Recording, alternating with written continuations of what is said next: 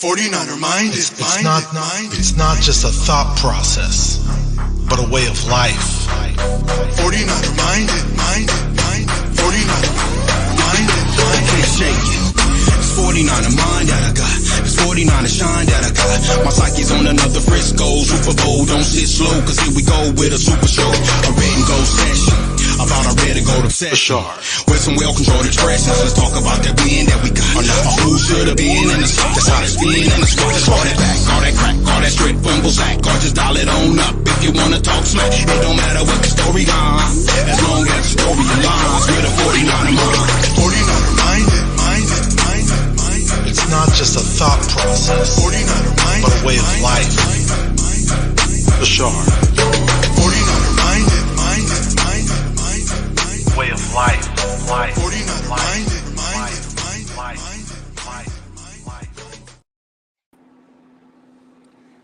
We are here. We're live. Let's go. Playing the Ravens Christmas night. How are you guys doing? What's up, Raj? How you doing, man?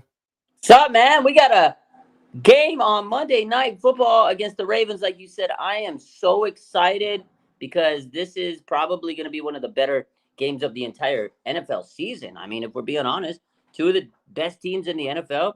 A lot of people are saying this is a Super Bowl preview. So I am hyped out of my mind, man. I'm ready. I'm more than ready. This game has me hyped up beyond belief, man. The two best teams in the NFL facing each other on Christmas night. It's not going to be Christmas Eve, but Christmas night. It's going to be popping at Levi Stadium. Here with my boy Raj. I got my 49 Sacramento Faithful bling on today. Got my rally towel from Candlestick Park. Let's do this. Yeah. So let's do this. Let's say what's up to some people. Been waiting patiently to chat. By the way, this stream is actually running on Instagram as well. Okay. And hopefully next time you go live on YouTube, when you do your solos on YouTube, you can go on Instagram too. I finally figured out how to do it. It's a little tricky, but I got it up and running. Thanks to Aaron. He kind of showed me the way, and we're going to get this doing. Hopefully we can get you to do it. Let's see what's up with everybody. Yes, and we have Jimmy Perez is here. Says, what's up, Raj and Bash? Tej Beats says, let's get Raj's channel up to 5,000 people. Our SF49ers Live is the channel. If you're not subscribed to it, subscribe to his channel. Hit the like button. Hit the like button on my channel. Hit the subscribe as well. 49er Minded. We got Terrence Davis. He's here. Says, what's up, fellas? Christine Workman. Debbie France. I'm going to go through these quick. There's a lot of names. Raphael. What's up, Raphael? He's always here. He's the man. Here. He's the man. Jimmy's got some armstead questions that we'll go back to later. We'll keep you in mind, bro. Who else is here? Peter Parker. What's up? Says, hey, what's up, Raj? And Bash Attack and the Faithful. Who else is here? We got Nathan Z. We got California Man. Shades by Shardal. Go. Bebop. Let's go. Let's do this. How's your day going, man? How's your week been going? It's been busy, man, as always. But it's good. It's good week. It's a good week. Just busy. A lot of work, a lot of stuff going on. Keeping up with the Niners. Just every day's a busy day. But I'm excited, man. Niner football just around the corner. Playoffs are around the corner. Oh man, it's good times right now. I'm excited. How about you? How's your week been, man? It's been good, man. Just every now and then you may have those days where things just pile on with each other and you think you have enough time to do things and then you don't. And then today was kind of one of those days, but I knocked it out of the park. And we're doing the show earlier. Obviously, we usually do it at 7:00 and things change and it's cool, man. It's cool to do it early and just get it over with, why not? And plenty to talk about in Ninerland. I know you're the guy who let's cover that first question really, really quick because you work in the field of sports medicine, right? Yeah. So rehab and all that. And we have a great question from Jimmy. If you want to read it, go ahead. Yeah, so Jimmy says, he says, Raj, what specifically are Armstead's injuries? Shouldn't the plantar fasciitis been fixed after last year? When should we expect him back? It's a good question. He has a foot injury and a knee injury. They really haven't detailed what's going on with the injuries. Obviously, you don't want to they don't want to give all the information away. And, injuries don't have to be fully revealed by the team. Actually, they're going to let him rehab and this and that. Plantar fasciitis is a tough one. So if it is plantar fasciitis, that's a chronic injury that could kind of come back. He might have got treatment. Yeah, he might have, got it worked through and fixed in a sense. But plantar fasciitis, again, it's a chronic issue, so that could kind of come back. So if it is plantar fasciitis, that one could take some time, And again, it took him several weeks last year. I mean, you never know. It could be a flare up of that plantar fascia. The other part of that injury that he has is a knee injury. But again, they're not really specific.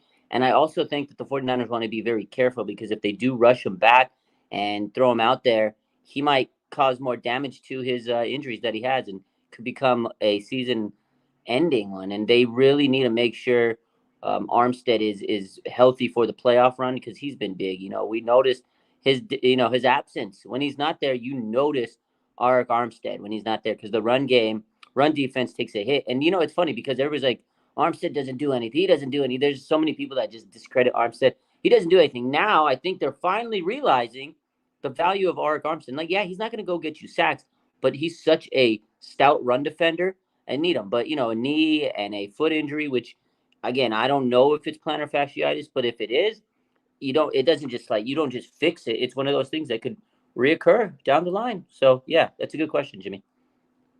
Thank you very much, Jimmy. We got some other people that just hopped in. We got Fazil.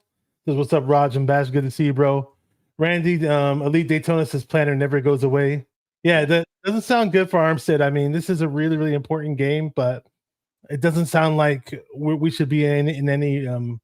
It just doesn't sound like a good idea to just play him. I mean, considering the way you're explaining the injury, when it definitely worries me because we lost Khalil Davis already, who was the young D tackle that I was really excited to see this season. We had him on the shelf for God knows how long, and we finally put him in the game when we played the Eagles. He got a sack in his first game, and now we lost him after like 2 or 3 games. We lost the guy. They did mention today. Actually, we picked up Taylor Stallworth, right? I don't really know much about him. If you want to elaborate on him, go ahead. And they also picked up. Well, they didn't pick him up, but he got waived today by the LA Chargers. It's so hard for me to not say San Diego Chargers, by the way. But Sebastian Joseph Day did get waived by the Chargers. I hear he's a pretty stout run stuffer. I'd love to bring him in the mix, but it doesn't sound like I don't hear any news or any rumblings about the 49ers possibly getting him. Unless maybe you might have heard something that I didn't hear. But if you want to touch on that in terms of D tackle depth and what we should do and the guy that we picked up, I mean, you go ahead. Yeah, I mean, Stallworth definitely is going to be a guy that could come in and at least replace Khalil Davis. I mean, he's a veteran. It's not like he's this elite, player. He's not Arik Armstead. So, unfortunately, you're not going to replace an Armstead with a equal talented player. He's a Pro Bowler, right? Armstead's a Pro Bowler. Stallworth will at least be able to come in and be a stopgap and be a rotationary player. Maybe take Khalil Davis's role. I mean, Khalil didn't have a huge role, so you can kind of take him there. The other guy that they could call up this weekend is T.Y. McGill, who they did last week. He's a guy that can kind of come in. They do have Spencer Wagee on the defensive line. Maybe they call him up this weekend. Now, the guy that you're talking about, Day, yeah, he would be a nice addition to the team. Now, the only reason they probably haven't made any moves or you don't hear any splash right now, it's coming up to the weekend. It's a new week. You got to prepare. So we won't hear anything until after the week, next week, Tuesday, when they can get the signings again and go from there and then get him into practice. So we may not hear about that guy until next week. Plus, he's got to clear, waivers and everything. But, yeah, keep an eye on him. He's definitely good. And it depends on how this week goes, right? If the 49ers go out there and their D-line is okay, and they know they can get Armstead, then maybe they won't sign him. But, the good thing about today, I know Armstead's not back, but Javon Hargrave was back today. That was a big, big return. So, yes, we don't have Armstead, but we have 50% of that interior line that is those two dominating duos. You have Hargrave and Armstead.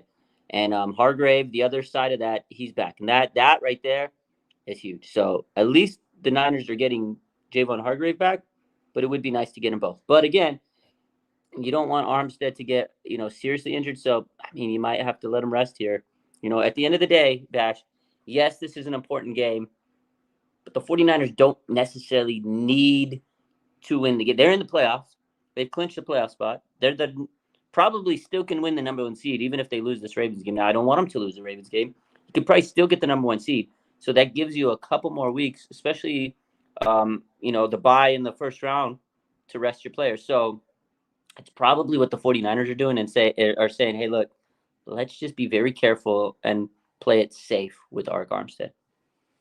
Yeah, it's now the 49ers, prior to this past game that we had against Arizona, we were the best run stuffing team in the NFL. I don't know about now. I checked the updated stats, but we gave up 234 yards against Arizona. And just a lot of that was due to bad tackling. But in general, the D tackles were getting blown off the line of scrimmage, and it was pretty disheartening to see. And I don't like seeing that at all in the game. And good to hear that Hargrave's coming back. Hopefully, he is a difference maker.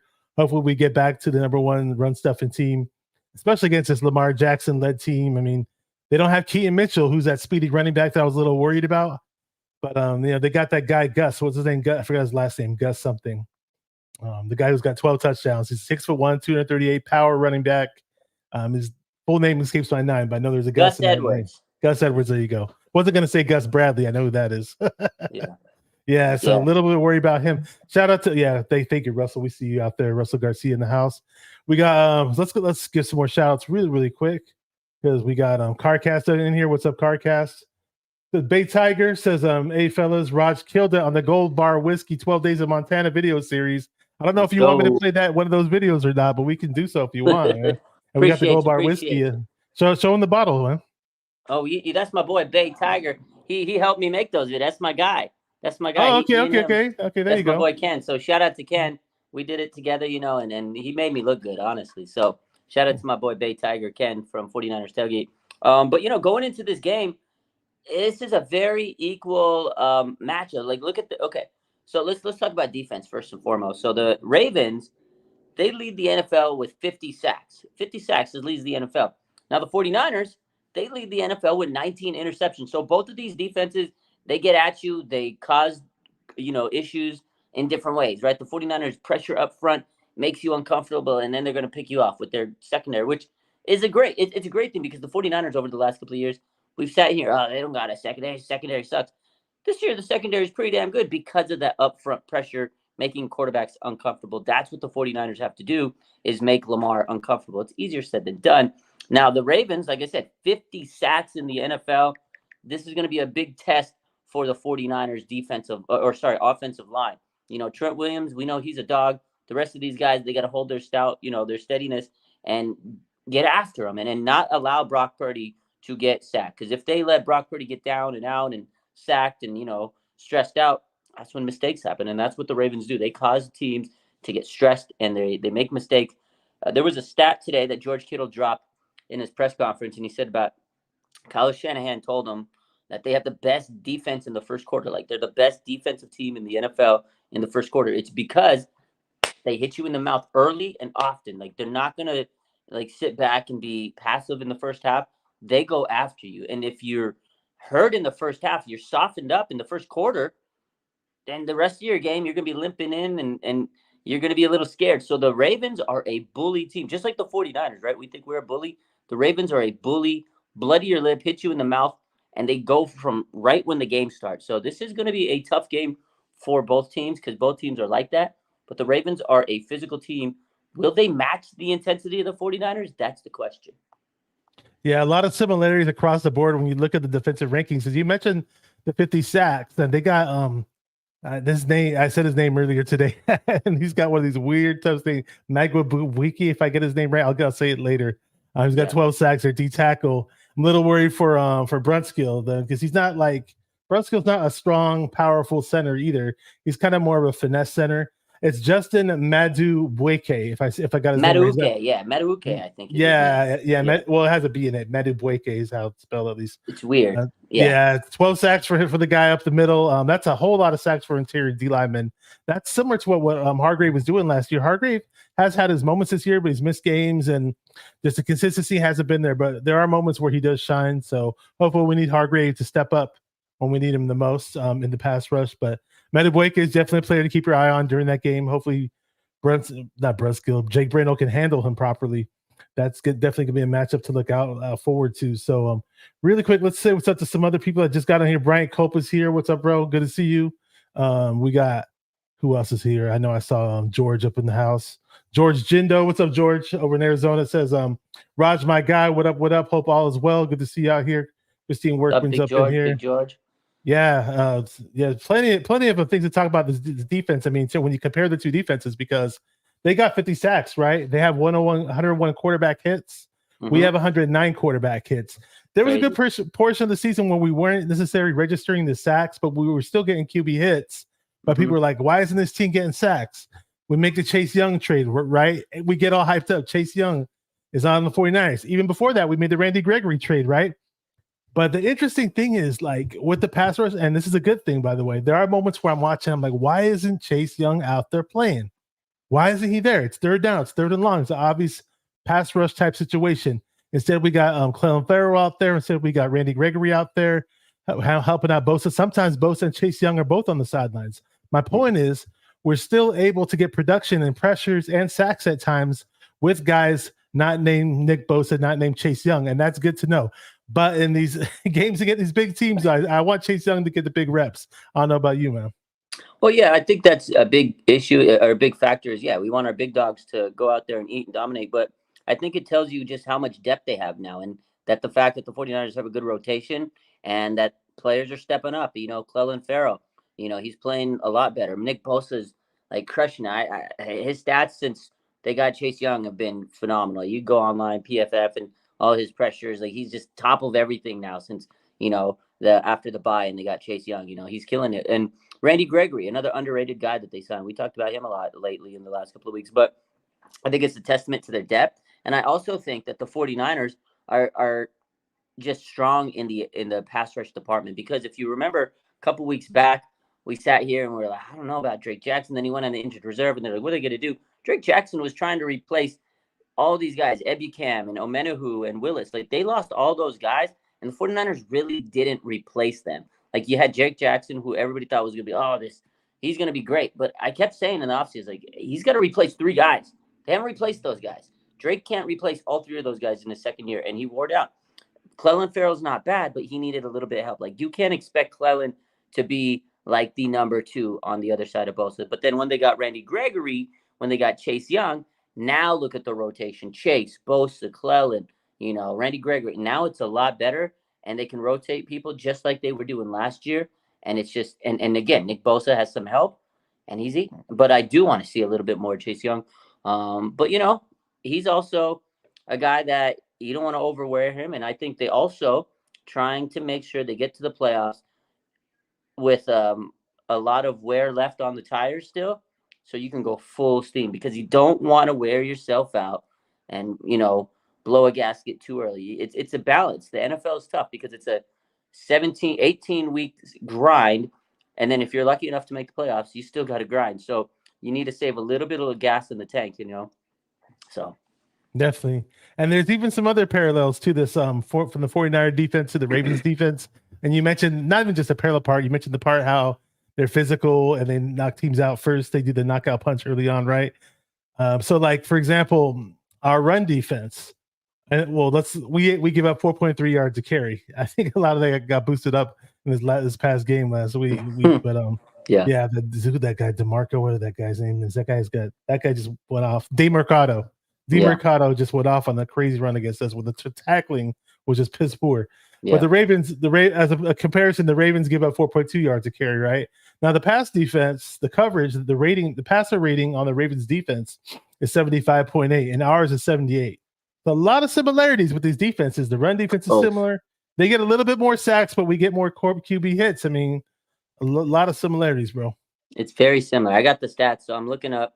So let me pull these up. So 49ers offense right now, they're second in the NFL with 402.6 yards per game.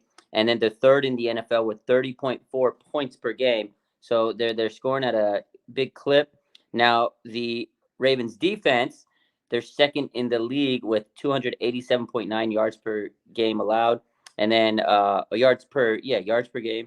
And then they only allow 16.1 points per game. That's number 1 in the NFL. So as good as the 49ers offense is, they're going up against pretty much one of the best statistical defenses. You can sit here and look at all the stats. I mean, side by side, there's so much more. It's basically like number 1 in most categories versus number 1 or 2 or 3. They're both top 3 in almost every category, offensively, defensively. Like, they're so evenly matched. Like, it's what is going to be the X factor? The X factor is, can you get turnovers? Can your defense force the other team to fumble the ball, interception? Like we said, can Lamar be free of turnovers? Is Brock Purdy going to crumble in this game? Like, this is the game, and Steve Young said it best this week.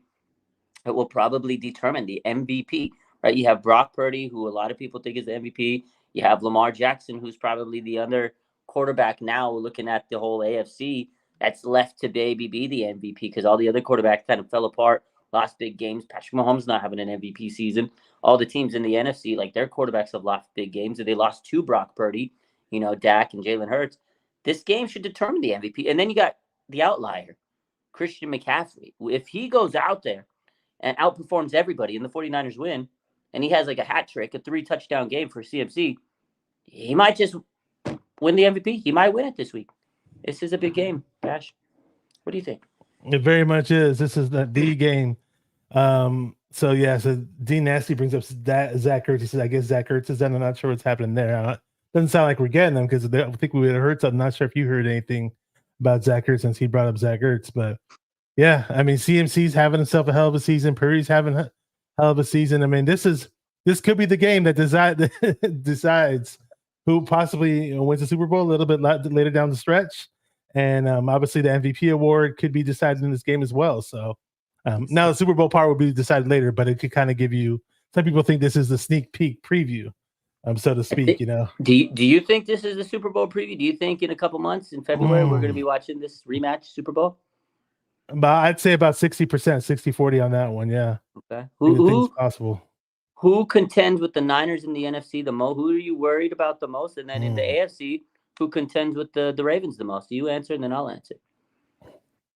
Okay, so I mean, I know we beat Philly, but Philly for some reason still worries me a bit more than Dallas does. Okay.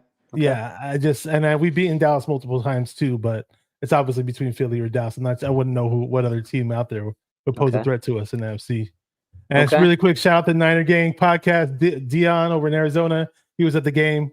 Really good dude. Check him out. Check out his channel. Sir, shout out. What about AFC? What do you think? You know what? Even though the Chiefs aren't really showing that they're the true Chiefs, there's just something special about Mahomes in the playoffs. So I don't want to count them out. It's hard to bet against Mahomes. Yeah, you don't want to bet against because when you do, that's when you're like, God darn it. I mean, but he just has no receivers this year. Travis Kelce's so focused on Taylor Swift. Swifty. He's trying to work that girl, and I mean, shout out to him. But at the end of the day, man, like this is a different Patrick Mahomes. I've never seen him have these tantrums and cry and all that. But again, you can't count him out in the playoffs. Who knows? I think the biggest challenge for the 49ers, I'm going to go opposite of you. I honestly think, now let's talk about, there's some teams, the Rams have played pretty good, but I still don't worry about them. The 49ers traditionally handle business against them. Lions, I think they'll be a fun team, but I don't think they have enough yet. They're still not there yet. They haven't faced enough adversity in the playoffs. The Eagles, I think the 49ers broke them apart. I think they broke them apart, man. And I feel like after the Niners played them, Nick Bosa said it. He goes, we got the blueprint on everybody, guys. We got them. And the one team and this is crazy, I know the Niners cooked them, and I know we beat them every year. It's the Dallas Cowboys. And the reason why, and I said this to someone today, we were talking about this. The reason I say the Dallas Cowboys is they've played us a lot, Bash, in the last couple. Like, they have a lot of film on the 49ers. And that I think they know, if they're smart, they should know how to play the Niners. Like, what else can we do to change the game again? So we've played this team a lot of times in the last couple of years. So if anybody has a blueprint or a game plan against the 49ers, it's probably the Cowboys, because we've played them a lot in the last couple of years. And they're a good team. Dak Prescott definitely falls under pressure, but I think out of all the teams left in the NFC, I think I'd probably worry about the Cowboys the most. Now, am I worried about them? No, but I think I'd have to if I had to choose them. AFC, I still think the Ravens are the top team in the AFC. Again, they're great defense, like we said. They got a good offense. Now, Mark Andrews might really come back to bite him, that injury later down the line. That's a tough injury for them. And the big question mark for Lamar Jackson is, can he win a playoff game? Can he win big games? That is one thing he hasn't been able to do, Bash. And that was the reason why a lot of pushback had this offseason on, is he going to get his contract? There's a lot of quarterbacks, right? They were trying to get paid. He was one of them. And he was like, I'm going to get my money. I'm going to handle my business. I'm going to be my own agent. And a lot of people are like, well, you don't win games in the playoffs. But now he's got a lot of proof. So this game is like a playoff type game. The Ravens are going to play with their backs against the wall, man. Like, I wouldn't be surprised if they tried to just go out there and prove themselves without a shadow of a doubt that they're the top team. they said that they feel disrespected. They feel like they should be the favorite, although, come on, you're playing the Levi's. But what do you think? Do you feel like the Ravens coming in with the chip on their shoulders is going to really help them out? But what's the chip on the shoulder that they really have, though? They think they're being disrespected by the media for not being the favorites or something? That's what he because said. I mean, the Niners are we're the home team, and we basically have the same record as they do. What are they expecting? It's not like the 49ers are the team that designates, it's not like locker room trash talk, whatever that comes out to the media, and this player said this. I mean, that's Vegas that does all that, so I don't know. It's kind of dumb. I don't think that's going to be play any factor at all in this game. It really doesn't. Okay. It really won't, in my opinion. I thought that too, because when I saw the presser for the Ravens the other day and Kyle Hamilton, their safety, he was like, "Oh yeah, we feel disrespect." I mean, the media was trying to get a reaction. He's like, "Yeah, if anything, we should be the favorite." I was like, "How are you supposed to be? You're coming on the road, dude. Like, you're a 5-point dog. You should be. Like, Niners are the top team in the NFL." I thought it was dumb. I think they're just trying to use that as, okay, we're underdogs. You're 11-3. You're a great team. You're not really that big of an underdog, but they're trying to push the narrative that, yeah, we are so disrespected. But I think both teams are very evenly matched. I don't think anybody's really tried to say anything to piss each other off, because they know in a game like this, you can't put any bulletin board material up there. Both teams are smart. They're both very well coached. I mean, I don't really say they're that big of an underdog, but obviously if you're coming in on the road, you should be considered the underdog against the number one team in the NFC. So I didn't see where he's coming from. It was funny to me. Yeah, players find a way to have some type of chip on their shoulder. If there isn't any real reason to bring it up, they'll make one up. But we got a question from Joey Mahoney. Shout out to Joey. This is Raj question: do you think Purdy can get 11 touchdowns over the next 3 games? Ravens, Commanders, and Rams, and he'll get his 40 touchdowns. That's a lot of touchdowns in 3 games. That's hella, 3.5 a game. I think he's capable of getting 3.5 touchdowns a game. But you got to remember, okay, if they beat the Ravens this week and he gets 3, he still needs 8 more touchdowns in 2 games. I think at that point, if you could probably hang 4 touchdowns on the Commanders, but then you're going to take them out early, right? And then the Rams game, if you've already clinched the number 1 spot, how much is Brock Purdy going to play in that final game? Is he going to play enough to throw 3 touchdowns? I don't think so. I don't think Brock's going to go for 40 touchdowns. I mean, it would be epic, but if I had to bet, I don't think he's going to get 40 touchdowns. The ideal situation, go ahead. A lot of people didn't think he was going to get 30 touchdowns. He's 1 away from 30. He leads the NFL in pass touchdowns. This is amazing. I actually had a bet with my boy Smitty, Fantasy Football Show, this offseason. I said he'll get 30 touchdowns this year, and I'm about to win my bet, and I can't wait. You're about to win that bet. He's 1 away. He's got, man, his touchdown to interception ratio is crazy. 29 TDs, 7 interceptions. It's pretty badass. I mean, if he doesn't win the record, if he doesn't win the MVP, sorry, I'm not going to trip off it too hard. But the fact that he's in the conversation, he's balling out, it makes me really, really proud of the guy, and he's doing great things with his team. And I think he has a really, really bright future. So I think, if he doesn't win the MVP this year, guess what? He'll probably win it the year after or the year after that. So I'm not really too worried about him necessarily winning MVPs, because I just think eventually he'll win one. The most important MVP is in the big game. Let's just say that Super Bowl MVP. When it really, really matters. I mean, it would be a cool story to see Brock Purdy get MVP. Can you imagine from being last pick in the draft, Mr. Irrelevant, winning the MVP in your second year? That's just the greatest. That would be the greatest football story. If the NFL's smart, they will vote this man MVP, because guess what? The movies you can make. You know how much money you can make off of this story on a movie. Just do it for that. Just do it for that. But I mean, he deserves it. He deserves it. There's another guy that deserves it. They're definitely making. It'd be a musical, yeah. Who's It'd that? be Brock Purdy the musical. Come on. Oh, who's the other guy? That'd be good. CMC though, MVP. Oh, CMC. Okay. He's definitely an MVP candidate. Did you see what he did today? He gave all his offensive teammates personal fitted clubs and a customized golf bag, and then tequila. He got every single offensive player a dope get. He loves that team, man. He absolutely loves that team. And he's a true guy. He's a real one, man. And then Kittle was like, he didn't have to give anybody. He goes, this is amazing. What a guy. And then Brock's like, yeah, shout out to CMC, man. Thanks for the gift. He's like, I can't afford it. So appreciate you, man. I can't do that. But you can tell when Brock gets his money, when he gets his check in a couple of years, he's going to buy everybody a gift. That's the type of guy Brock is, man. I hope somebody's slipping him some cash underneath the under the table or something like that, man. He deserves a increase in that paycheck. No. Joey, just to clear things up, I said he could win it. I just said I'm not guaranteeing he's going to win it, and if he doesn't win it, I'm not going to trip hard off of it. That's all. But you definitely think he's going to win. He said Lamar and Dak aren't even a close second. I mean, Dak has stepped up he stepped it up stat wise big time ever since we kicked the Cowboys' ass. So I mean, I got to respect that. Who knows? But this game again, like I said earlier, this game could definitely make a big dent in who wins the MVP and who doesn't. For those who are on the big MVP watch, Dion says CMC is my MVP. Nothing against Brock, but what he's been doing this year can't go unnoticed. CMC's balling, man. 5.3 yards a carry, almost 1,300 rushing yards now. I forgot how many receiving yards does he have. Dude, he's receiving. Is he 700 or 500? He's close to.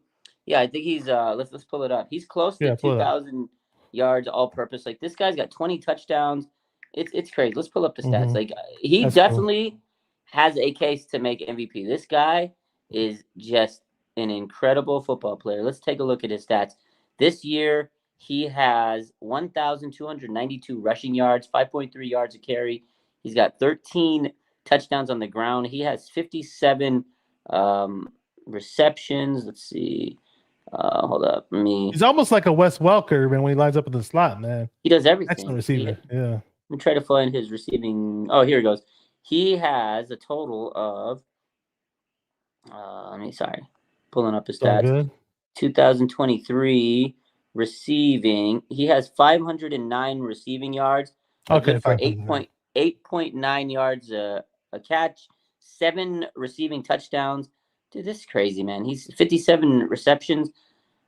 He's a remarkable. You know what's crazy though? I'm looking at his stats. In 2018, the man had 107 receptions. In 2019, he had 116 receptions. God, he's lethal, dude. This guy's lethal. God, he's like a Marshall Faulk / Roger Craig type receiving numbers in those seasons. We were talking about Purdy's touchdowns. Shades by Shardal. Shout out to Shardal with the knowledge. He said the Niners' record for passing touchdowns is 36 TDs. So, hey, maybe Brock could at least break that record if he doesn't get up to 40. Just saying, So he might get 40. He might get 36, and he might. I mean, he's about to get 4,000 yards receiving, or passing. Sorry, 4,000 yards passing. This man is having a historical season for the 49ers. One of the best passing seasons of all time for the 49ers. This is his second year. It's crazy. And you got to respect the stats. And I know he has a lot of great players around him, but I mean, he's doing it. He's out there doing the thing. I mean, his ability to improvise and scramble and throw the deep pass and everything he does is just amazing. His accuracy, his efficiency. He's the last, out of all starting quarterbacks, he's the last ranked in passes, but he's number 3 now in passing yards. It's crazy, man. He's so good. Today, Mike Vick, shout out Mike Vick, baby. Shout out to Michael Vick. I saw that. He's a game changer, not a game manager, a game changer. And if anybody knows about changing the game, it's Michael Vick. Now I know, he's a little controversial. The dog, I wish he never got into the whole dog fighting and stuff. So I used to love Mike Vick. This man, when he was in college, I was like, oh, Michael Vick was off the hook in college. I went and got his Virginia Tech jersey when he was so good. I was like, oh my God, this guy's so good. I ended up, I was at a Foot Locker, I think it was a Foot Locker, Champ Sports, and I saw the Hokies jersey. I was like, oh my God, I'm buying it. I spent my money. I was like, Mike Vick. I used to rock that Mike Vick jersey all the time. I love that jersey. But if anybody knows what a game changer is, it's Mike Vick. And RG3 said it. RG3 said it too. Yeah.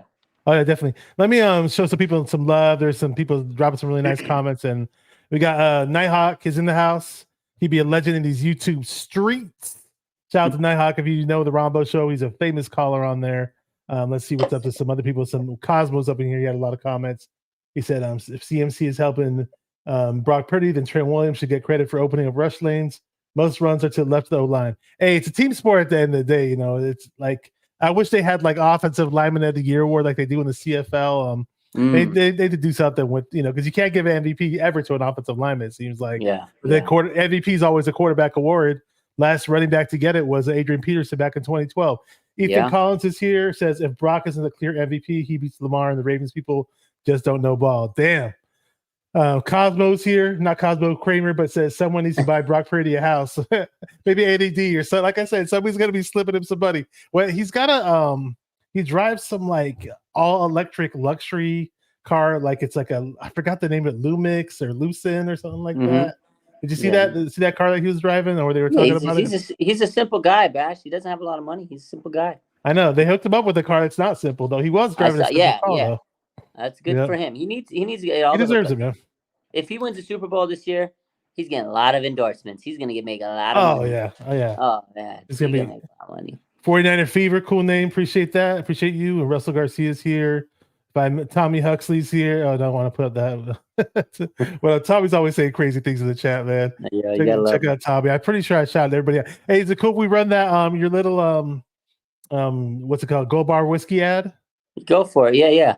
Go for it. Okay, cool. You got it? So I do have it. I'm gonna share my screen and just prop it up. Today was the last day of the promo. The 12 days. Yep, the 12 days of Joe Montana, right? Good promo. Really quick, we got somebody in the chat. She says, "Raj, take me to the Christmas game." You want to go to Christmas game? I already paid for my tickets months ago, man. I don't have an extra $500 laying around. Well, I do, but I can't. Joey's cussing up a storm in the chat, by the way. And we got hi from Mexico from Sandra Ayala. Hola, cómo estás? Bienvenidos. For all the fans in Mexico. My boy got that.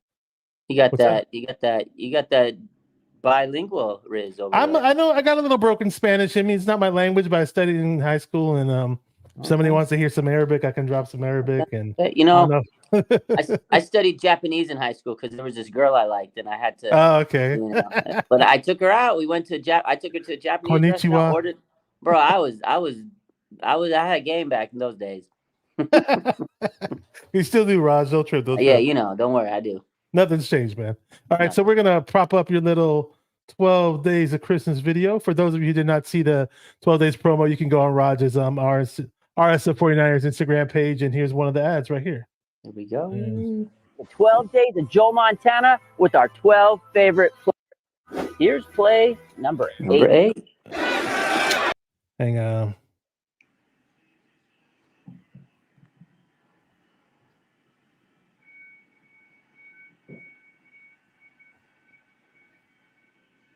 Sorry about that. I messed it up. I didn't have the audio running. I'm gonna do it one more time, right? Let's do it. Here you go. We're celebrating the 12 days of Joe Montana with our 12 favorite plays. Here's play number 8. Montana going up top to Rice, touchdown. The perfect cocktail for this play is a Golden Fizz. You can try it today at the Gold Bar Distillery, or pick up a bottle of Gold Bar for the perfect holiday gift. Available online or at your local retailer. We're celebrating the 12 days of Joe Montana.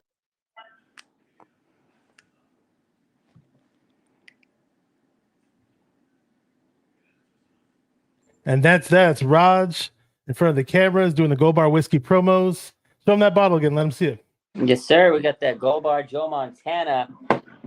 Joe Montana whiskey. They hooked it up. They're a good promo. We got a lot of things cooking with them. Cool to have them as a sponsor. But yeah, that was a fun project that we did a couple weeks ago. We put it together, and today was the last day. So if you go on the Instagram, you can enter, and you get a $100 gift card for Gold Bar whiskey if you win. So check it out. We had a fun time doing the promo. We're gonna have a lot more coming up. But speaking of Joe Montana, I'm glad you played that. Joe Montana. This week obviously was one of the trending topics. Jerry Rice, who was a former teammate of Big Joe Montana, he said on the Warner House podcast that Brock Purdy reminds him of Joe Montana, specifically the cool, the calmness, the poise. He's so mentally locked in. He said that Joe Montana reminds him, or Brock Purdy reminds him of Joe Montana. And I mean, if anybody knows Joe Montana, Jerry Rice, that was his right-hand man for many years. What do you think about those comments? I thought it was amazing when he said, he literally has the coolness, just like Joe. Yeah. Well, I'll say this. I mean, what was it a few weeks ago when Jerry Rice walked up behind Brock Purdy when Brock Purdy was warming up before the game? I can't recall Jimmy doing that for the other 49er quarterbacks in previous years or past years. Maybe, just maybe when he played with Steve Young and that was about it. Or that's probably the last I remember him doing that. So that right there was a huge vote of confidence for Brock. And Brock's been balling We all know what he's been doing out there on the field. And, Rex Ryan said a few weeks ago, former New York Jets coach, he said, people out in the NFL media are saying this, like, if you're going to compare Brock Purdy to Steve Young or Joe Montana, he's actually more like Joe Montana than anything else. And I'm not saying that he's a Hall of Famer. I'm not saying that, some people think it's sacrilegious almost or blasphemous to mention, any comparison to Joe Montana.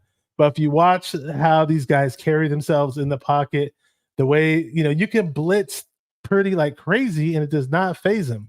None of that phased him. The very first time he stepped into a game against Miami Dolphins, they threw the kitchen sink at him.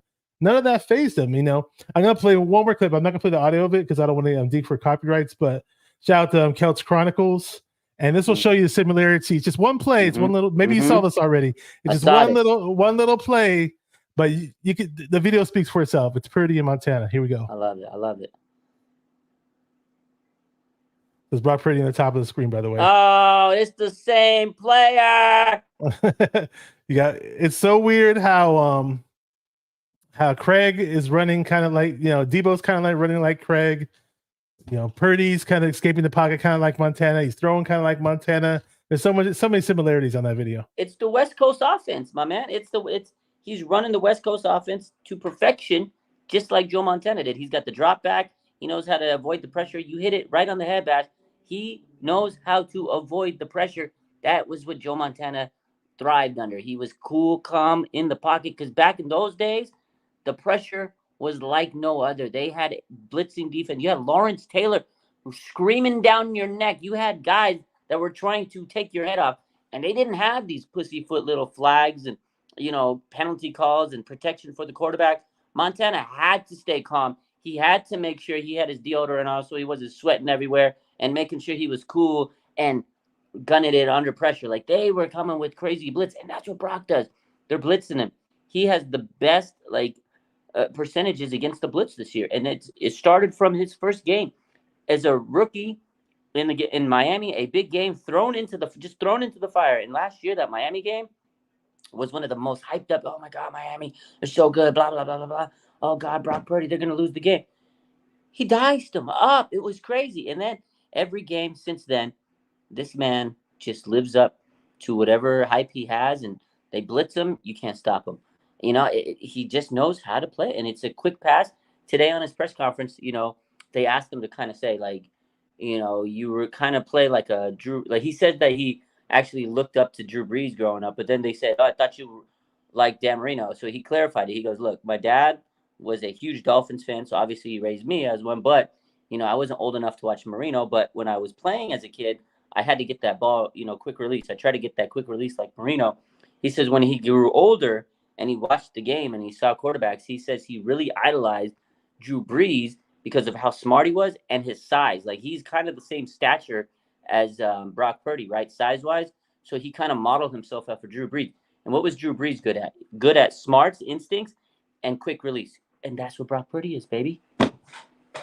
Very much so. There was some pretty cool comments in the chat about Joey said, Raj needs to do 12 days of Brock Purdy. He said the 12 days about that, and then he just did.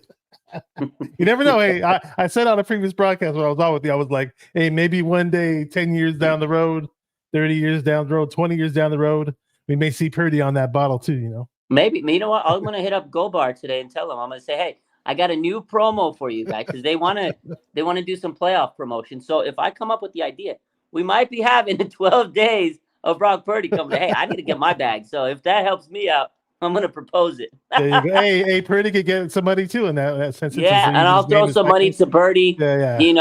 We all in this together, man. There you go. Mr. Nasty says, Joe Montana 2.0. What up, Sentinel? Let's see what his comment is. He said, I remember people getting hyped over Jimmy Garoppolo because he and Joe Montana were both Italian and have a vowel in the last letter of the name.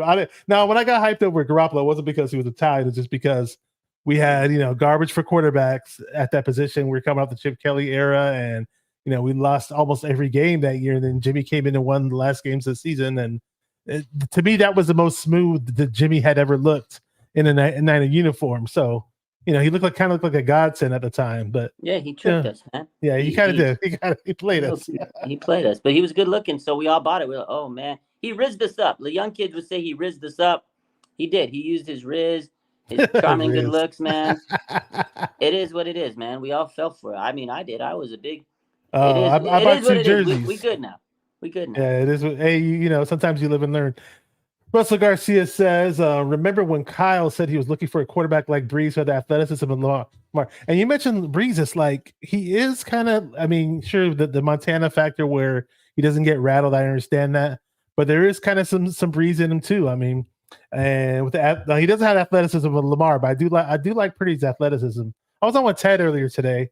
Ted was wearing a Brock Purdy on the show for all the Brock Purdy, you know, banter he's had with fans and him saying that Brock Purdy was mid at one point, and now he's saying he's closer to elite. A fan bought him a jersey out of all people, so I just thought it was kind of funny. Oh but, wow, they got him a Brock Purdy jersey. That's yeah. classic. Well, I was going back and forth with him today because he mentioned that last year Purdy wasn't he wasn't mobile last year, and he wasn't a good running quarterback. And I was like, what games were you watching? I thought Purdy early on showed that he could use his legs and use his feet.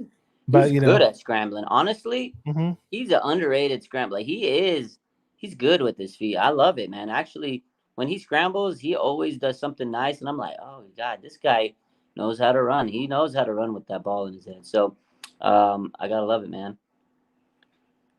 I'm sorry, man. I'm sorry, bro. I just ran across this funny chat.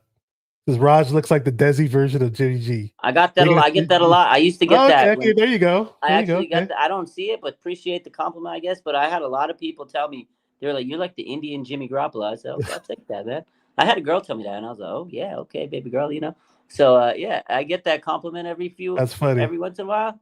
I'm going to roll with it. So I guess I'm the Indian Jimmy G. Just don't throw any picks, and you're good. I'm probably as good as him at quarterback, too. So there you go. You know. I saw a little video of you back in the day where you're acting like you were playing quarterback on Halloween at your job, whatever. Yeah, I threw that was hella fun. That was one thing in football. I played D line, I played O line. Me trying to throw the football never looked good, and I'm decent at throwing. I played baseball, so I could. Oh, you were good at throwing? Okay. But I had a heart condition, so I couldn't really play baseball or football. But I always wanted to. But I tell you, when we played football back in the neighborhood, we'd always play football. We play what's the game? I guess it's called Smear the Queer. We used to play that kind of game. I remember that game. We used to play all types of stuff. But when we played football neighborhood versus neighborhood, I was always designated as all-time quarterback because I couldn't do all the other stuff, get hit. So I'd be the one dropping back. Well, Mississippi too. I'd be dotting them up, man. So I like playing the quarterback. I thought I was Steve Young back in the day, but I'm not that guy. I just had a good arm because I played baseball. Yeah, there were only a few times I could throw the ball good. It's if I gripped it properly to the point where the throw was an actual spiral, then my strength and all that, the ball would go far. But if it wasn't a spiral, it looked like I don't know who was. It looked like if Jake Moody tried to throw it or something. I don't know. Oh yeah, not good. Yeah, it just would look really, really bad. So Bash, big game, obviously. Niners, Ravens. We know we've talked about Brock. He's the guy. We talked about Lamar. It's gonna be tough for the Niners to stop him. If they can stop him, I think that's key. But it's easier said than done. What do you think the 49ers have to do to stop Lamar? Because they do struggle against mobile quarterbacks. But where's your head on the 49ers being able to stop it? Who's going to be able to stop him? Yeah, I don't know if we could stop him. Hopefully we can, but at the least contain him. I mean, I expected it to be a little bit worse with Kyler Murray last game, but it still wasn't pretty. We gave up a lot of rushing yards in general, but for the most part, in this season, the 49ers give up 3.8 yards per carry against quarterbacks. That's when quarterbacks actually run the ball. It's 3.8 yards per carry. So, the numbers are on our side. We just have to execute. We did a great job against Jalen Hurts, right? We didn't let him run wild on us. So, looks like they may, who was it? Shout out to Terradome. He calls it the must rush when they do a pass rush, but they kind of contain the ends, and the ends don't go buck wild trying to get the sack each and every time. We might have to do that. I'm not a big fan of doing it because I want to see our DNs go crazy and try to get the sacks, but against these super speedy quarterbacks, you do have to be a little bit more conservative on the edges. But with Hargrave in the mix, though, Hargrave's great at rushing up the middle. We run some NASCAR packages, man. Run Randy Gregory up the middle, and maybe we'll see. There were a couple times where I saw Bosa do some pass rushes up the middle. Yeah. He did a good job, too. Yeah, I've seen So Russell Garcia, really quick. Russell Garcia brought up a good point about Purdy's running. He said Purdy's 10-yard burst was measured to be better than Lamar's. I had no idea. Did you know about that? No. So I got to dispute the myth. So actually, it's fake. It was a Reddit post. It was fake. Fake news. Okay. I'm not gonna. I don't want Is to this like the call anybody hang out. on? I don't want to say but- names. Is this the same Reddit post that everybody made a big deal about on Twitter? And they said, yes. okay, I never knew what the post was. I only knew that. I only know who knew the name. Lamar never actually ran a 10-yard split he didn't do a pro day, any of that stuff. So all of that, my boy, I'm glad that you brought it up because that is absolutely fake news. It's fake news. It's Reddit. Okay. It was deleted. The post. Yeah, trust me. Everybody was. I caught everything on X. Everybody was typing up the name. So and so said this. So and so said that. They created Reddit, and I was trying to figure out like what the hell is everybody talking about. I never got to see the article or the context. It was bad. Yeah, I can show it to you after. So I mean, yeah. When you get a chance, show it to me. So basically, the poster posted, and it was word for word, bar for bar from the Reddit post. Like that's what I heard. Same words. That's what I heard. He changed it, and then Vish came up and he was like, bro, this is not true. And then another guy did the research. He's like, this is so fake, blah blah blah. And then a couple hours later, the post was deleted, and everybody was like trashing, like, bro, you can't be making stuff up like that. So yeah. I saw everybody talking about that. They had no idea what they were talking about. He did not. Yeah. So 10-yard split as Lamar. I mean, he's still good. I'll say this though, athletic, like, I'll say this, like the whole time they were throwing Trey Lance up in the mix, and I was a big Trey Lance guy. I'm obviously not going to deny. I mentioned it over and over again, but like Trey Lance in the pocket never looked nearly as quick to me as Purdy has as a Niner. You know, like Trey Lance now, when Trey Lance runs upfield in a straight line with power, sure, he's potentially a pretty good runner in that regard, but in the pocket with that swiftness type deal, you know, getting away from defenders, the quick feet and all that. That's when running matters the most. You know, so like Purdy's really, really good at that, man. And that's what I love about him. That's why I just think sky's the limit for the guy. I really do. Joey says the 49ers defensive ends might have to play like Hassan Reddick, where he ignores the running back and only goes after the quarterback. What do you think? I mean, yeah. So, but going back to the Brock Purdy thing. Oh, go ahead. It's his footwork, and that's why he's so good. And that's why another reason why he's like a Montana. Like if you watch his footwork, is very similar, and that's why I think he thrives in the West Coast offense because he's quick at the foot. With the West Coast, it's it's premeditated, premeditated. It's like boom, boom, boom. You have to go 3 drop, boom, boom, and get your read. 4 drop, boom, boom. Like it's very specific, and his footwork is so fast. And I remember being at training camp, and he was so fast on his footwork and just the way he would bounce around. And that's a great point about Trey is. I feel like he was always still trying to learn and get things down that he didn't get the footwork down because he's still figuring everything else out. So that's why Brock was like light years ahead of him. And that's a good point. Go back to that question about. About the D's, but basically, if you ignore the running back, you're going to go straight after the quarterback. But Lamar's good. Again, we want to talk about footwork and a guy that's good at evading. He can evade and he's elusive. So you don't want to over pursue him. You got to contain. You got to have some spies. But at some point, you do have to be aggressive and go after him. Nick Bosa said it yesterday. He says, it's a little different playing Lamar than anybody else because he's the type of guy where if you don't go after him early and make him uncomfortable, I mean, he's just going to have his way with you. He's going to go outside the lanes. He's going to come up. He's going to step up in the pocket. He's electric, man. He's like, we talked about Mike Vick. Like Lamar Jackson's probably the closest we've seen to Mike Vick in this league since Michael Vick. Like he is probably Mike Vick 2.0. I remember watching Lamar in college, and I was like, that was the comp I had. I watched this man at Louisville, and I'm like, holy crap, this is Mike Vick 2.0. And in the league, he's very similar to Mike. He doesn't run as much as Vick, but man, when he gets his wheels going, it's dangerous. So, yes, sir, it sure is. Let's see if I can catch up with some stuff people said in the chat, or they might have a point or two that we haven't mentioned there. Unless you have points that I haven't mentioned, feel free to drop anything if you want. Yeah. We didn't get into our predictions yet. You want to do that? We're getting there, yeah. So I was going to ask you. So before we get into predictions, what are your X factors? Who's the X factor for you in this game, offensively, defensively? Like, what do you think, or who do you think is going to be the reason 49ers win and the reason? So like after the game, who's getting an appreciation post from your boy on Twitter? Okay. So I mentioned this earlier today for those who missed it, and I didn't sit there and plan it out to think this, but it just dropped in my head. Like, I'm a big Brandon Ayuk guy. There's plenty of people who I love Debo too, obviously.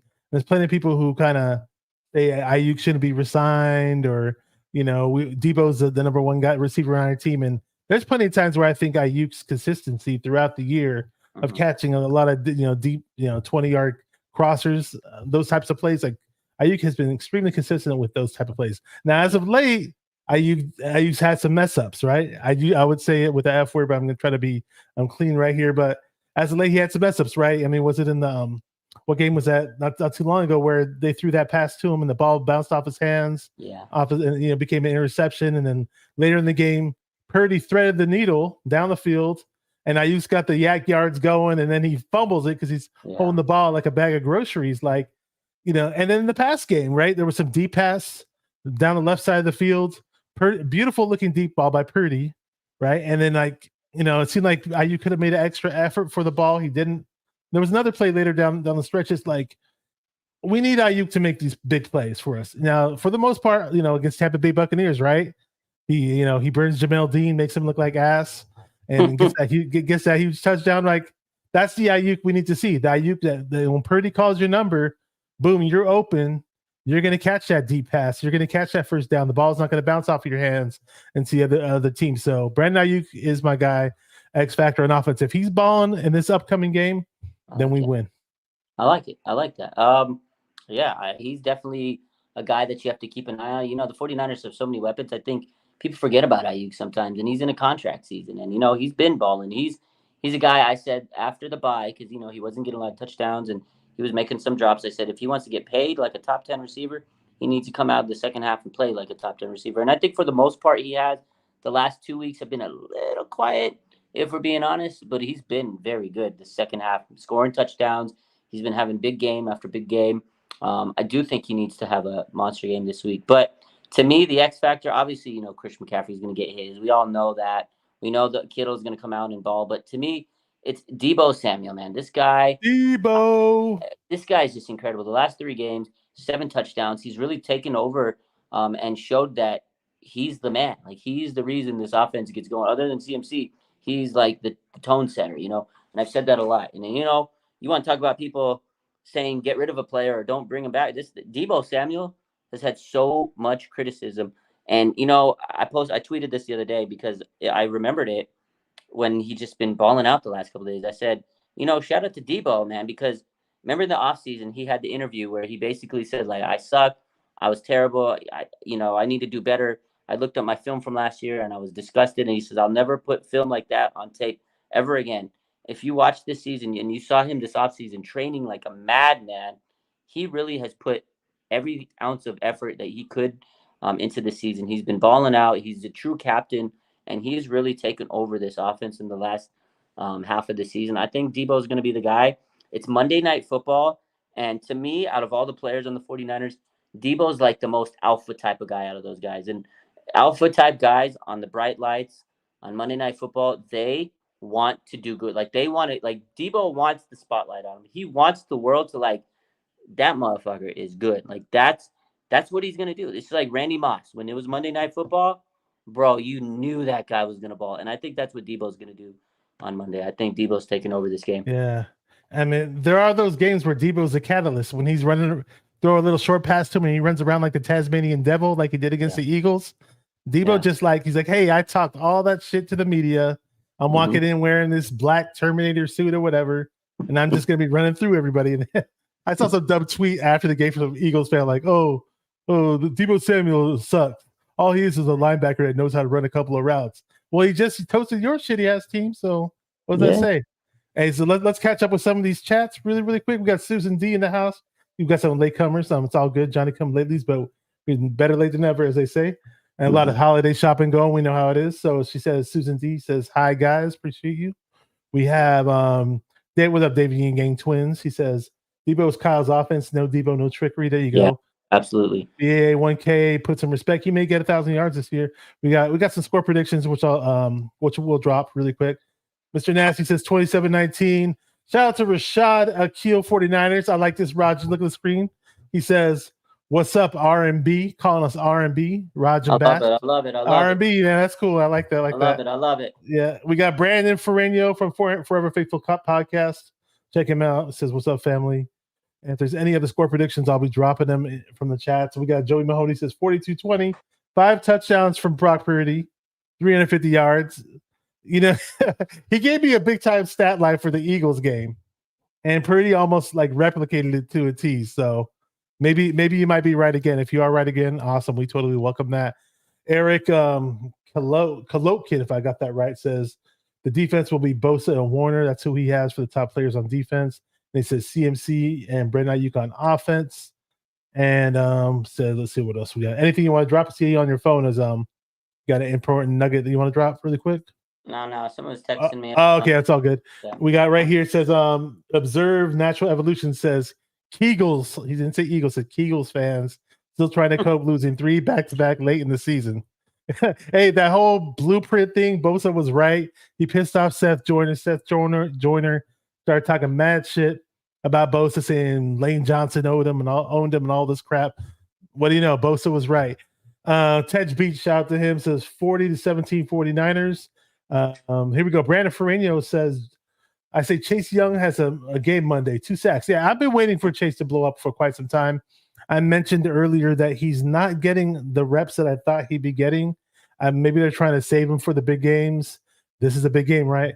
Like, you'll only see like Chase Young in these past few games, like only playing about a third of the pass rush snaps.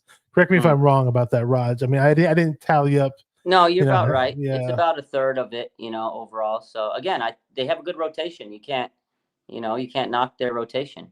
So that's true. That's very true. And we got Russell Garcia says Lane Johnson is Captain False Start. Oh, he is the king of false starts. Bro, but they never call it. No, they don't. And Tommy says, I love the Washington Salamanders. I don't know who they are. But Eric Kellogkin says 21-17 Niners. And whenever you're ready to do the predictions, just let me know. Otherwise, I'll just handle the chats for now. Let's go. Okay, you ready? All right. Yeah. And shout out to Rashad Akil 49ers says 49-32 Niners win. He called us R&B, Raj and Bash. Cool name. We never had a name for the show, but that's a cool little nickname. I like that. That's cool. And I like it. Eric says, I think it's going to be a low-scoring game. Yeah, I mean, I'm going to drop my score prediction first, guys. So here we go. Go ahead. This is my score prediction because we're very evenly matched with this team. I mean, the defenses are both strong. Offenses are both the offenses are different, actually, but we are run first offense, you can definitely say. But both teams are run first. And a nice little nugget about Purdy running this offense is 16% of the plays are explosive, like 20+ yard big plays down the field. And when we say 16% of our offensive plays are those explosive type plays, that puts us in the category with teams like the Greatest Show on Turf that was led by Kurt Warner. So just throwing that stat out there. It's not like every 49er team that we've seen all throughout these years gets that type of production on offense. So that's good to know. But with that said, 28-17 Niners. Knock it up. 28-17. I had 28-20. I'm going to go 28-21 Niners. 28-21 Niners. Okay, so it's funny because when I did it with Ted earlier, he also said 20. He said 28-27, I think is what he said. Yeah. And you said 28-21. We both have all three of us says 28. So there you go. It's going to be a good game, man. It's going to be a good game. Yeah, so Eric Callowkin says 94 49ers babies, talking about the 49ers Super Bowl season. Yeah, that was a very good season, very fun team to watch. And we said, Mr. Nasty says, can you guys do an impersonation of Lamar Jackson before you end it? I can't talk like Lamar Jackson. I can't, man. 49er Jeff says 30-20 Niners. There you go. Another closer type score. Brandon Ferrigno says 31-21 Niners. Cosmo says 19-17 Niners. Okay, there you go. And we got another person in the chat says none. Okay, if that's kind of a Tons of Wizard type of name. Just like the Cowgirls know us, we know them. But I still think we can beat if we had to play them in the playoffs. I think they're intimidated, don't want to see us in the playoffs. Okay, good. That he's talking about something else, but that's cool. I got that. I thought he was going to say something about the Ravens. That's all good. Yeah, he thinks it's going to be a low-scoring game. Appreciate all the comments and all the people in the chat. We're trying to shout out everybody. If I missed somebody, let me know. If you guys are watching on Raj's channel, RSF 49ers live channel for the very first time, make sure to hit the like and subscribe button. When you hit the like button, it's really important to us because it means that if somebody's watching another YouTube video that's related to the 49ers, on the sidebar of YouTube, you'll see a suggestion to watch this video. So on both channels, hit the like and subscribe button. Very much appreciated. Shout out to Nighthawk. Does 35-25 for 49ers. So there you go. That's his little score prediction right there. Terrence is in the house. Says, "What's up, Raj?" What's up, Getting big some love Terrence? from the chat. Here we go. Rashad, not Rashid, says, "My stepdad is related to Big from Big and Rob." Okay. No way. Oh, they made some. What do they do with CMC and Trent Williams and Big Rob and So, Big or something like that? After the game, the press conference, what's his name? Christian McCaffrey and Trent Williams. So they came out, and then Trent Williams came out with Christian McCaffrey, and then he goes, "Yo, we're Big and Rob." So and then everybody, that was a funny moment, and they look like Big and Rob, and then people Photoshop their Yeah, I saw Rob. that. Yeah. I wish I had the picture ready to show people, but if you look on social media, you'll find it. If we have any more I might have some score predictions from the Instagram side. If anybody's on Instagram, drop your score predictions and I'll read them out in the chat. You see some people up in the Instagram. I see Omar. I see Niners 49 Bay Area. I see Penaloza, Terry Jackson. And for those who are on Instagram, it's just to let people know that we do run YouTube channels as well. If you're not subscribed to the YouTube channel, definitely hit the subscribe feature on the channel as well. And it's a new feature that we have where we could do a stream from YouTube and Instagram at the same time. So just giving some people out from Instagram some love too. Big City Man says, got his prediction, says Lamar 100 yards rushing, damn, and 100 yards passing. 100 yards. So 100 yards plus passing, that is. So 2 rushing touchdowns and 2 passing touchdowns. It's still not enough to beat the Niners, though, is what he's saying. Okay, but give us a score prediction, Big City Man. What do you got? And Joey Mahoney says the Ravens gave up 31 points to the Rams and 34 points to the Browns. They could definitely be scored on. Their defense is overrated. I'm not scared. We got MV Purdy. MV Purdy, baby. MVP Purdy. There you go. Raphael, what's up, Raphael? Over in Long Beach, LBC says 33-22 Niners. Says Kittle gets 2 touchdowns. How do you I know they got Roquan Smith, and there's another linebacker they have. His name escapes my mind.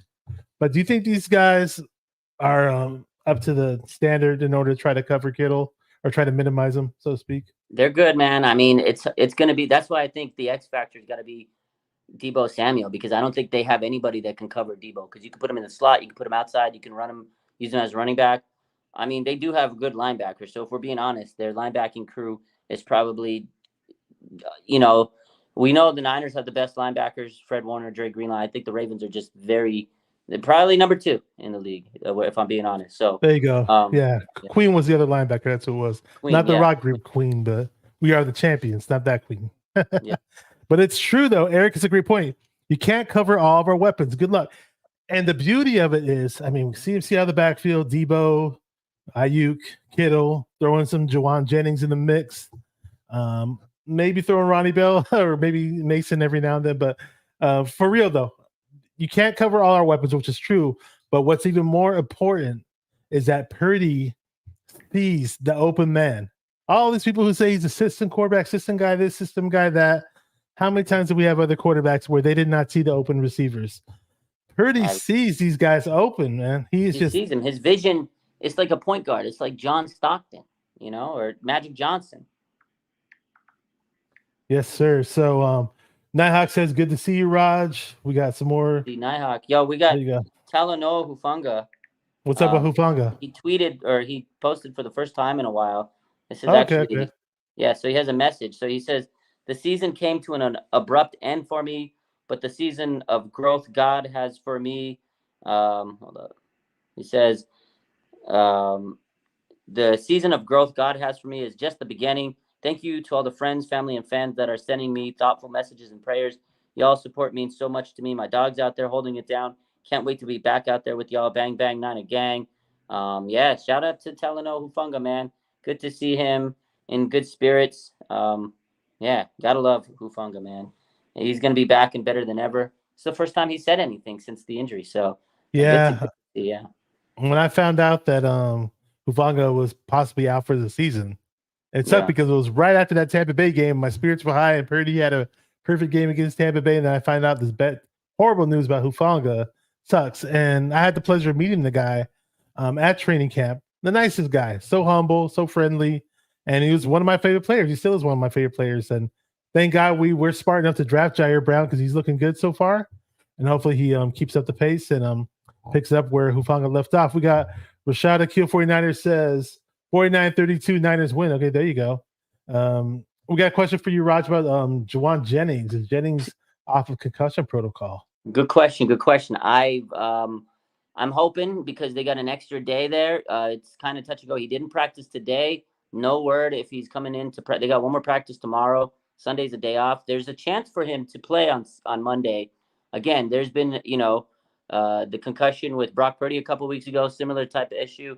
He was able to be cleared until, that late game. So there's a possibility, but so far Jennings has not practiced 2 days in a row. So I couldn't tell you how far along he is. It's a pretty, intense protocol, I guess. They got to go through a lot of steps. And he hasn't made it onto the practice field yet. Usually they have him in like a blue non-contact jersey. He hasn't got to that point yet. So hopefully tomorrow's a good day and he can play on Monday because the Niners need Jennings. He's like an enforcer. And they're kind of, obviously we got Brandon Ayuk, we got Debo. But, you got to remember, Ray McLeod's hurt.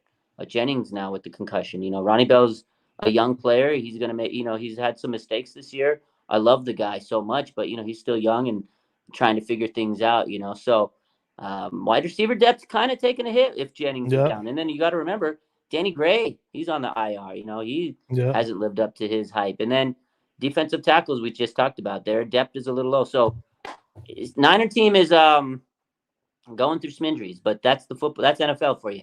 That is the NFL. It's survival of the fittest at the end of the day. What teams overcome the injuries, next man up, all that comes into the play. I totally agree because it's a shame that Huff isn't out there. He's missing out. I totally agree. Let me down.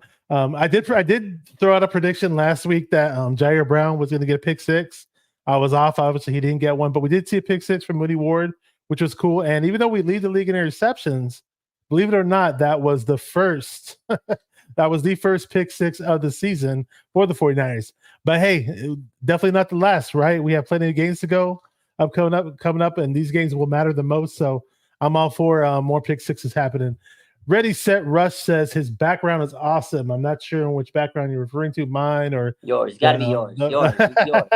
I always change it up with a green screen, man. We got to get you one too, Raj. It'll be cool. You got to show me the tricks, man. You got to show me. I will.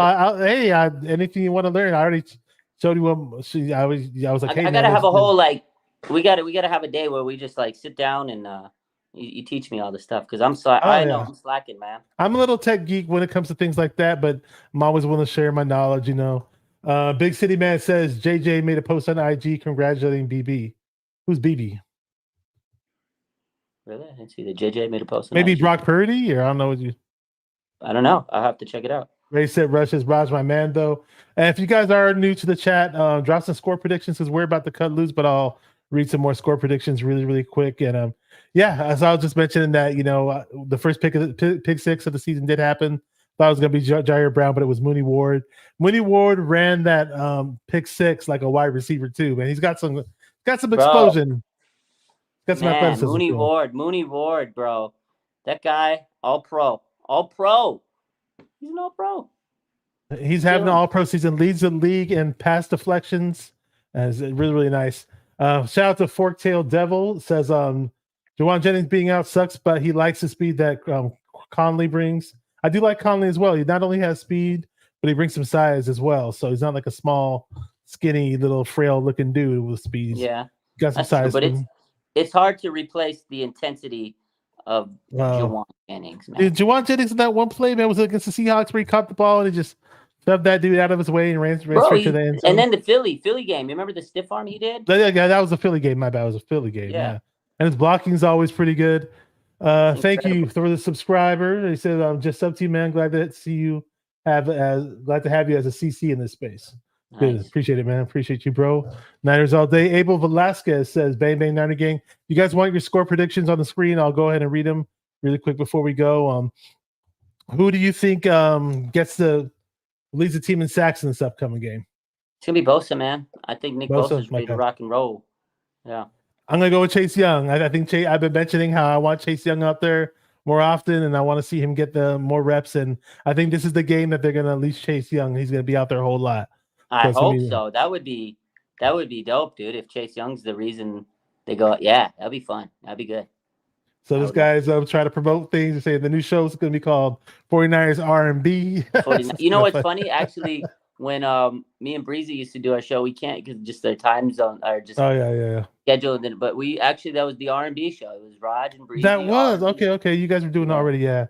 I don't want. Yeah, I wouldn't want to steal that. Hey, we don't want to steal. I mean, that's my show. You're stealing from me anyway. It's all good. Yeah.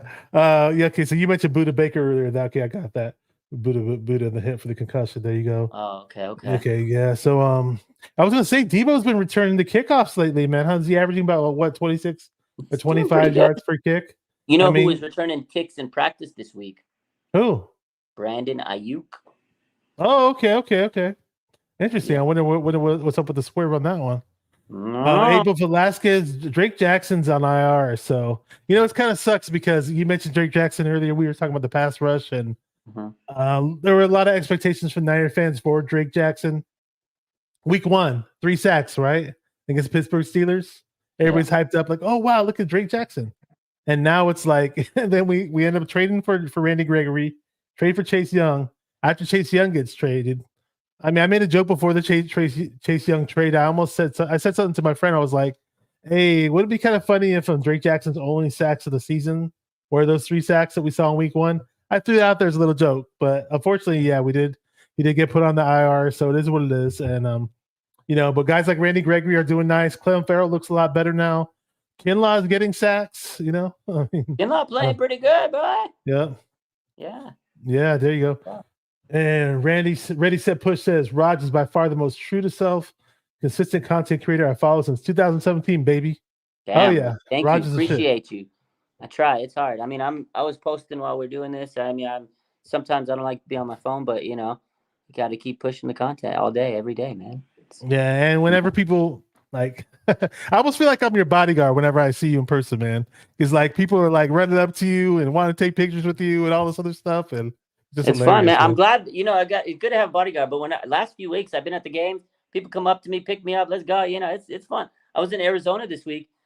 And man, there were so many Niner fans. I couldn't believe it. And Rod, and he pulled me over here, pulled me over there. But when I'm at the game nowadays, I have my boy Ken, Bay Tiger, who was in earlier. He's kind of like my body guy. He looks out for me. And they got the whole crew, the tailgate crew. They take care of your boy. And it's nice, man. I get a lot of, people that I meet during these games. And man, everybody is just awesome. And all the fans, support me. And they always show me love. And it's crazy that they just want to take a picture with me, and people will be like, I'll see some kid with his mom, and then he's like, that's Raj, and they're like, go say it. And I'm like, yeah, I don't bite, man, and they're like, oh my god, and we'll take pics. So hey, appreciate everybody that supports it. It's cool, man. When I'm out with my daughter and people recognize, she goes, oh god. So funny. So yeah, that's my dad who gets on my nerves. Yeah, she's like, oh god. She goes, why do people like you so much, Rod? Yeah, I was like, oh god. Did it feel like Levi's, or did it feel? Bro, the comment just there is they took over.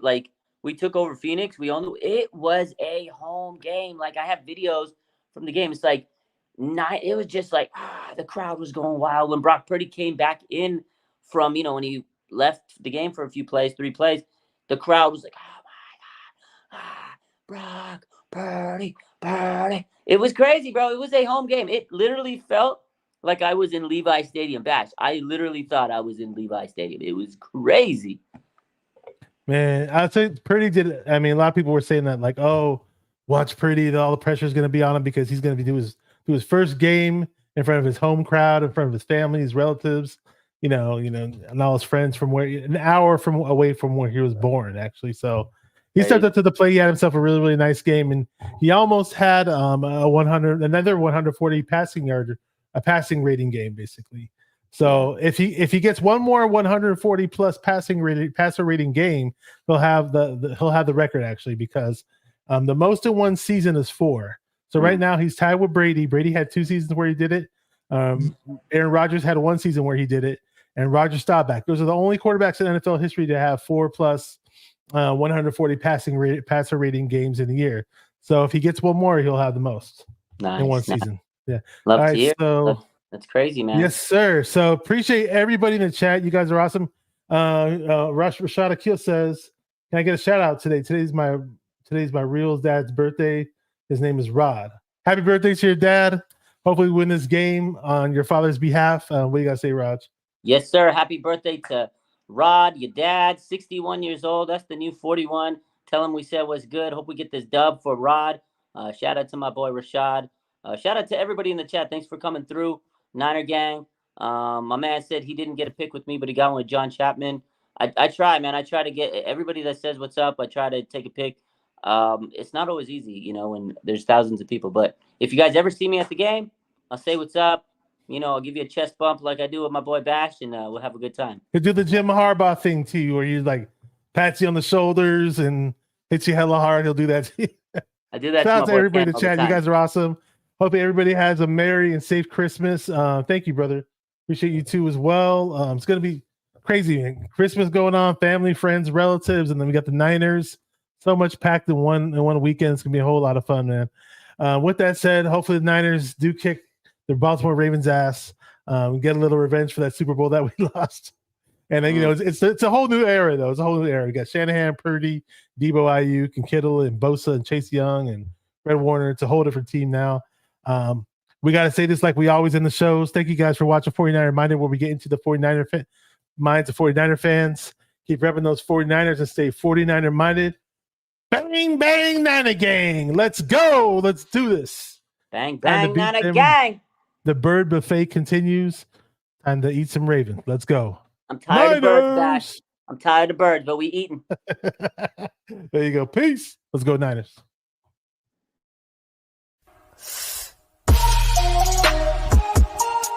Come on, 49 Ravens. Let's get it. Because it's 49er mind. We gotta do this one time for the Empire. It's 49er mind.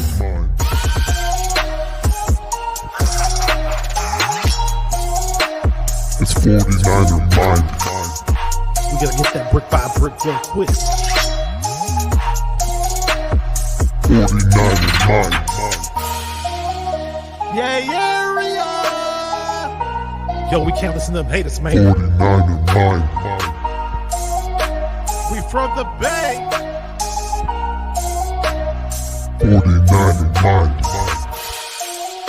We them San Francisco 49ers.